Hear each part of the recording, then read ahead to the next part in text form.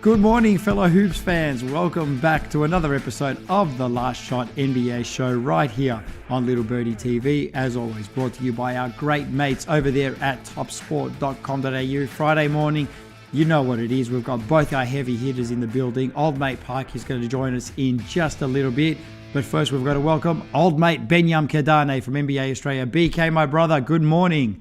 What's up, my man? How you doing? I'm doing good, man. I don't know if you tuned into the show on Wednesday morning, but my voice was a hell of a lot worse than it is today. And today is still a little bit croaky, but we're getting better over here. Unfortunately, all my jobs do involve me speaking, so I haven't had a chance to rest my voice, BK. But we've got a lot to talk about. Let's jump straight into it. We're going to talk some Lakers stuff. And this time it's going to be on kind of a positive tip because we're actually going to focus in on Anthony Davis, who is having quite the incredible stretch of games right now. Now, he's playing at a truly historical level, BK. He's had a bit of recent criticism thrown his way, but he's stepped up his play. He had 37 points, 21 rebounds, 5 steals, and 5 blocks in the Lakers' loss to the Phoenix Suns the other day. And since steals and blocks became an official stat in 1973, Davis is the only player to put up a stat line like that one there. No player in league history had ever had that stat line or better before. Now, BK, he's arguably in the best stretch of his career, maybe I could say here. Certainly his Lakers career. He's up to 4 straight games now with at least 30 points and 15 rebounds. We've got a couple of tweets that we're going to show up just to give us a little bit more context as to what Anthony Davis is doing right now. Now, if you just look at this, BK, he has been phenomenal. During this stretch, he's averaging 35.5 points, 18.3 rebounds, 2.5 blocks, 2.3 steals. He's shooting 62% from the field.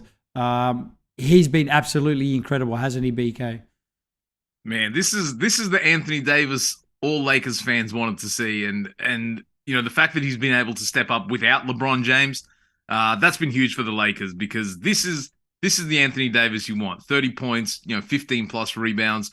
And look, he's playing center. That's the difference maker. We've always said it. He's playing closer to the basket. Like, he's barely taken any 3-pointers. I think he's only taken like three threes during this stretch. Like, he's been on the low block, going to work. That's the Anthony Davis that the Lakers have needed. And for him, out of necessity to be playing at center really just kind of shows you exactly, maybe what they should have been doing this whole time. Yeah, that is so true. And you did mention that the last time that we did speak about the Lakers as well. Now, you mentioned like this is the Anthony Davis the Lakers fans have been wanting to see. The question with the criticism surrounding Anthony Davis has never really been the talent or his ability to put these sort of numbers up. It's always been health, hasn't it, BK? Because, when he's been healthy, at 100% healthy, I mean, too, he is capable of these sorts of, numbers. He's never played more than 75 games in his career, right? And that dates back to the New Orleans Pelicans days. I believe the most he's played with the Lakers is 60 games, or 62 games is the most he's played with the LA Lakers. So health has always been the thing surrounding Anthony Davis. But when he's healthy and playing like this is, like you said, this is the Anthony Davis that the Lakers needed to take the pressure off LeBron when they both came over to the Los Angeles. Yeah, and to his credit, like, he's been playing through some things as well. Like, we saw him pick up a couple of knocks during games, a couple of hard falls. Like, in times gone by, maybe that's Anthony Davis, sitting for a little bit. But, I was impressed by him dusting himself off and kind of just putting his head down. I know Darvin Ham kind of spoke about that as well, just, playing through these things, just given the circumstance. The Lakers, really need Anthony Davis. And to his credit, he's met that challenge. This 4-game stretch, the Lakers have gone 3-1. He's been the best player on the floor in pretty much all of those games. So the big question is, what happens when LeBron comes back? Yeah. Do we keep playing like this? Like, this is what the Lakers should be doing, right? Is building around Anthony Davis as the 1A guy. Yeah, absolutely. And that's what I was going to say as well. It's like, I think having LeBron not on the team has obviously helped him a little bit in being the focal point of this team. But you're right. Even when LeBron does come back, he needs to be the focal point. He needs to continue putting up numbers like this And most of all, I think he needs to stay healthy. All right, BK, we're going to stay in the Western Conference now. I want to talk a little bit about one of our own guys, and that's Josh Green, because like you and I predicted before the season, he's continued to show some growth and he's developing his game. He seems to have taken another leap forward against the Nuggets a couple of days ago.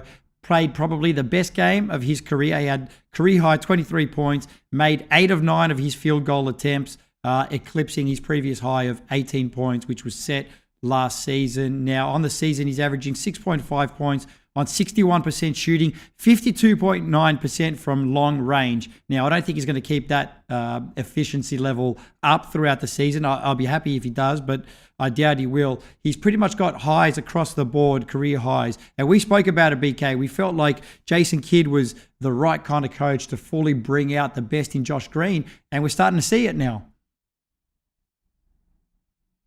Yeah, absolutely. I mean, the numbers aren't necessarily going to jump off the page with Josh Green, but his impact, he's one of those guys when you're watching the game, you can see how he impacts the game. He changes the momentum just with his energy and athleticism. Defensively, he's kind of always had that.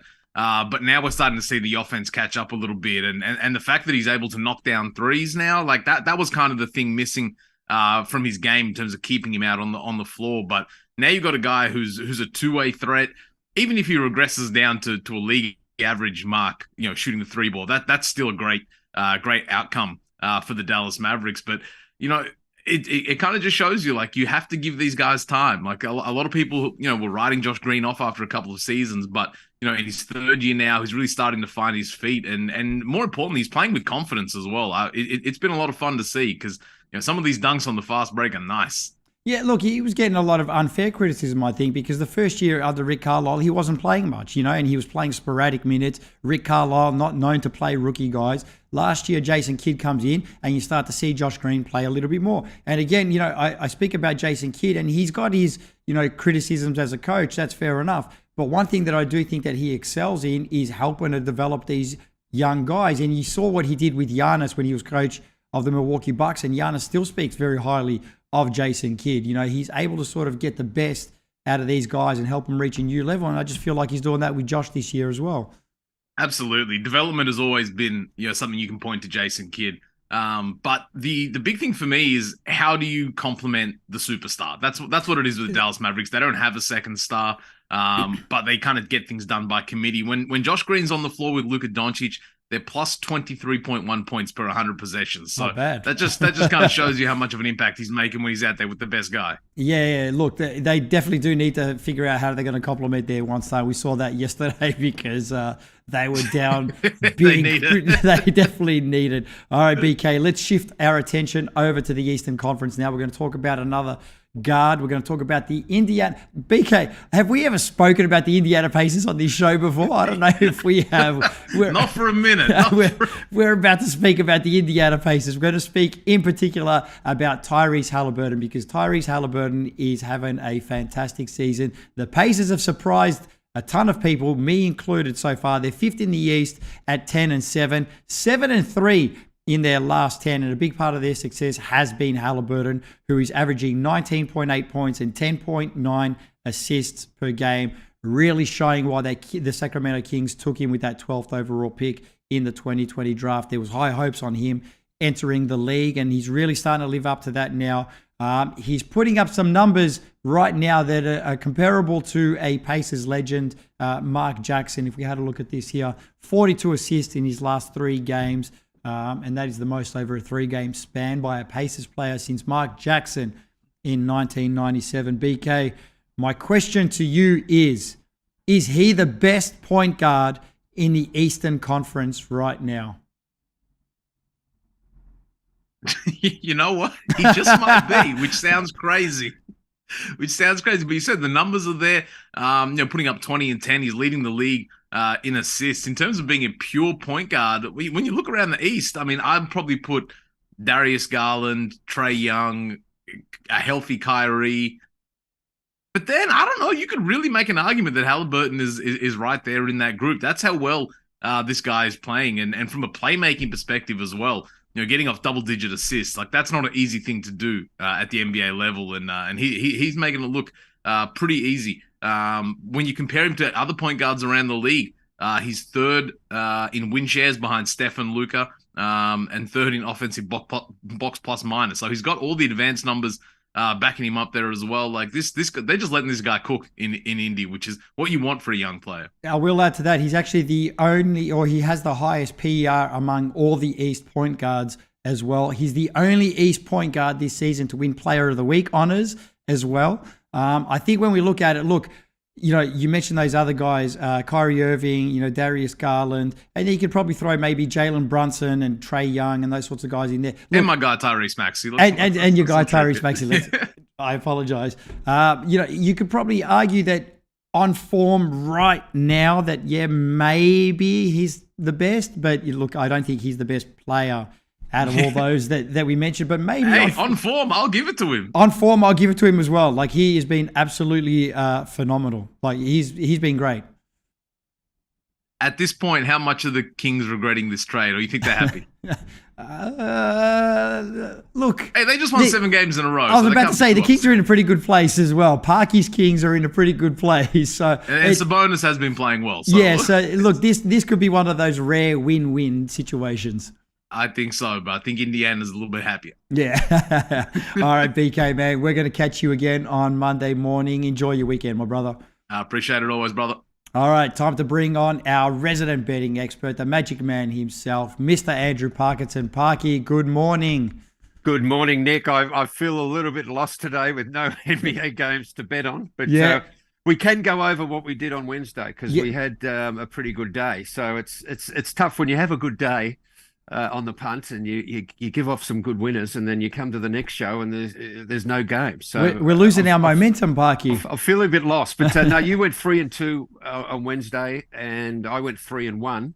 And one of our biggest losses was, of course, the Nets, the return of Ben Simmons to the 76ers, to their home court. That one didn't go as planned. The Nets were favoured by 8 points, and I really thought we were heading for a double-digit win there for the Nets, and they ended up losing, I think, by 9 or 10.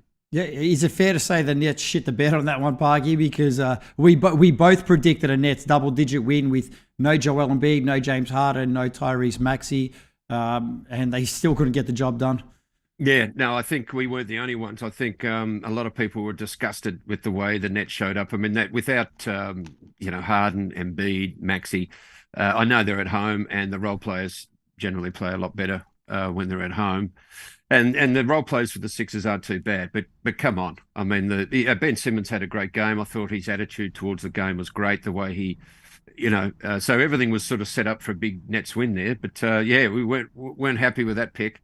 No, it didn't work out. And like you said, no NBA games on today because of Thanksgiving in the US. So we're going to take a look at some of the futures odds. And we're actually going to start off here with Coach of the Year, which I don't think we've spoken about this season. So it'll be good to take a look at these odds here. And we've got Will Hardy, the favorite, at $4.60. Mike Budenholzer at $8.75. JB Bickerstaff, $9.25. Mike Brown, $9.75. I think there's some good value in there, Parky, because like I said, I'm right on board the Kings train right now. Taylor Jenkins at $10, Chauncey Billups at $11, Rick Carlisle $11, Nate McMillan $17, and then we go down the list there, and I don't think any of those guys are really strong contenders to win, Parky. But do you agree with me there, Mike Brown? Bit of value in that one? I had that one. You probably could predict that from me because I'm a big.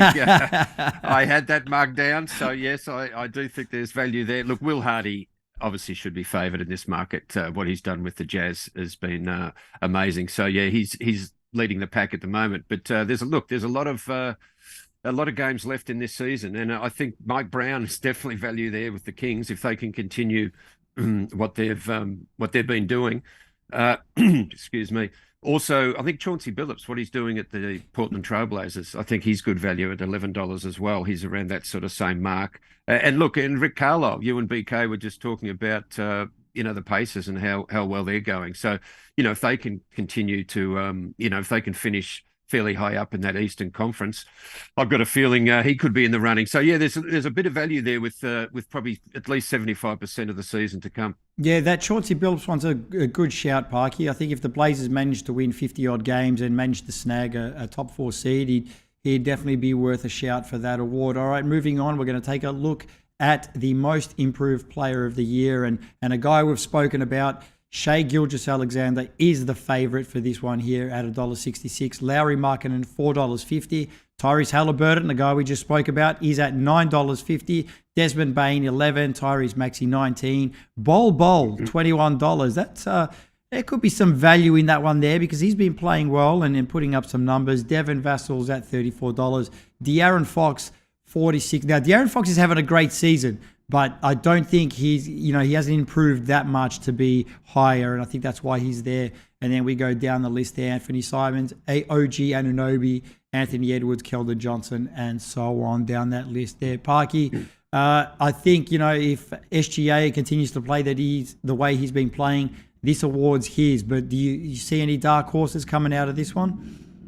Yeah, look, I think there's some value there in some of those. I think Markkanen for the Jazz, I think he's good value at $4.50. The way he's playing, I mean, he's averaging 22 points a game and 8.4 rebounds, and that's up from the previous year of 14.8 and 5.7 rebounds. So for me, I think he's really good value there, and that's really the only reason. Look, the Shai show has been exactly that, just a great show this season, and the way he's playing, but.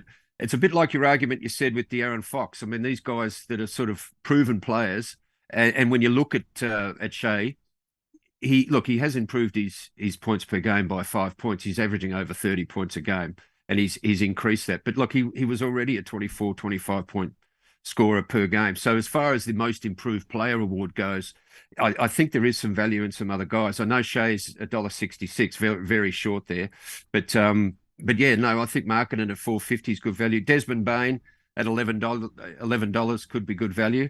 That could be a bit of a Kevin Garnett situation there, because as we know, the guy who won it last year, Ja Morant, I think he actually gave the award to Desmond Bain. So it's a bit like when Bill Russell gave KG that ring, and then KG went and got his own. So maybe this could happen with Desmond Bain. He's already been given last year's Most Improved Player award, but he might actually go and get one himself. I don't know what you think. No, look, I hear your logic, Parky. Behind your reasoning, I should say, behind your pick, and I still think if SGA continues to play like this, it's going to be his. But I also think Lowry, if he continues to play the way he's been playing, will definitely be a strong shout for this one here as well. Moving on, Parky, we're going to take a look at the Defensive Player of the Year, and the favorite is my pick to win it. Giannis Antetokounmpo, $3.35. Brook Lopez, $3.65. Evan Mobley, $8.75. Paul George, $9.25. Rudy Gobert's at $9.75. He's won it a few times himself. OG Anunoby, $12. Bam Adebayor, $13. Joel Embiid, $15 there. And we go down Anthony Davis, Jared Allen, both at $21. Mikal Bridges, $26. And then we go down the line there. I don't think any of those guys are going to win it. For me, it is Giannis Antetokounmpo so far. He's already won one himself as well in the past. Parky, tell me I'm wrong or tell me I'm right. Well, no, I think, one of those, there'll be a player from the Bucks that'll win it. I could probably say that with those two guys leading the race there in the odds for sure. I didn't know Brook Lopez was sort of as, would you say that he's as good a defender as Giannis? No, not right now. No, I wouldn't either. So that surprised me that Lopez is that short. I mean, Giannis, yeah, at 335, I still think that's pretty good value there, because I think the only thing that's going to touch wood, we don't want any injuries for the Greek Freak. We don't want anyone to get injured, really. But yeah, particularly, I think that's the only thing that's going to cost him the Defensive Player of the Year. As far as value, you mentioned Rudy Gobert. He has won it before. I know things aren't going great at the moment with that trade there at the Timberwolves, but at $9.75 for a previous winner, and he has got that reputation, I think that's decent value. And Bam, look, I'm a big fan of Bam. And at $13, I think with a lot of the season left, he could make a bit of a running there. And look, the other guy that was on the second page that stood out to me was Marcus Smart at $41. I mean, he's, that's, I think that's pretty high for someone like him. I think he should be more around that sort of 15 mark, where Embiid is as well, because I think Embiid, has has a reasonable claim on this, but out injured at the moment. But yeah, look, there's a bit of value in that market, but it does look like it's all Giannis. Yeah, well, Marcus Smart could be one to watch, especially as the season goes on. We're still very early into the season, so definitely one to watch there. All right, next up, we're going to take a look at the 6th man of the year odds. And guess what? Old mate Russell Westbrook is the favorite here at $2.20. Christian Wood, second at $3.80. Jordan Poole, $4.50. Benedict Mathurin, $7.25. Malcolm Brogdon, $12. Malik Monk, $17. Nashawn Highland, Bones Highland, $22. Bobby Portis, $26. And then we go down there, Karis LeVert, Malik Beasley, both at $26. Norman Powell, $34. Kevin Love, $38. And on we go down there. But Russell Westbrook, since he's been coming off the bench, he's been fantastic, hasn't he, Parky? Oh, he has. He's been great. The numbers he's putting up. And if he continues to come off the bench and continues with these sort of numbers, the award is all his. That's why he's clear favourite at $2.20. Look, I do think there's value there with Poole. I think the Warriors are going to make a run in this season, and I think that's going to have a lot to do with his play. So I can see him sort of creeping up in that area as well. You mentioned Mathurin as well at $7.25. I think he's good value. Brogdon at $12. I've got marked down here as well. Look, Wall at $61. I mean, if he, that's probably worth a couple of dollars just to see how that goes for the rest of the season. And look, I'm a fan of Bobby Portis as well at $26. Who knows how that's going to go for the rest of the season? But no, at the moment it's all looking like Russ, and I do think that Jordan Poole could sneak in as well. And look, the only reason I think Russ won't get it is if the Lakers can somehow manage a trade for him and he gets traded to another team, and then obviously would start for them and maybe play minutes, and he wouldn't qualify as 6th man of the year. So I think that's the only reason that Russell Westbrook wouldn't win this award. Yeah, absolutely. And a good shout on Paul there too, Parky. I definitely think he's also one to watch. All right, that's going to do it from us today, Parky. We'll catch you again on Monday morning. Enjoy your weekend, my man. Look forward to it, and we'll get back for some picks on Monday. There's some good games on Monday we're going to look at. Absolutely. We're going to get that train rolling once again. All right, guys. This has been another episode of The Last Shot NBA show right here on Little Birdie TV, brought to you by our great mates at topsport.com.au. We'll catch you guys Monday morning.